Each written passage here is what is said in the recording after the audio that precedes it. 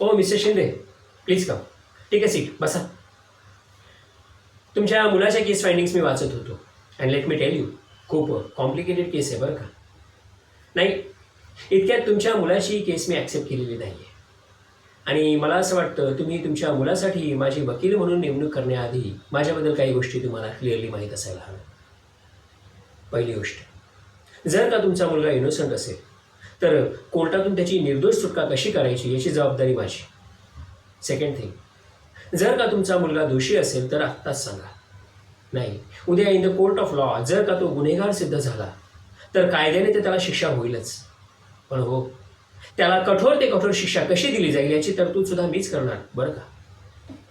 नाही, काय आहे ना, आपल्या न्यायदेवतेचं विधानच आहे, 1000 गुन्हेगार सुटले तरी चालतील, एका निर्दोष व्यक्तीला शिक्षा होता कामा नये. आणि न्यायदेवता तर आम्हा वकिलातच दैवतच आहे. मला असं वाटतं शिंदे साहेब, आय एम क्लिअर इनफ. या पलीकडे जर तुम्हाला असं वाटत असेल की तुम्ही तुमची केस माझ्याकडे द्यावी तर तुम्ही देऊ शकता, किंवा खुशाल तुम्ही दुसरा वकील करू शकता. शिंदे साहेब, माय अदर क्लायंट्स आर वेटिंग. भेटू.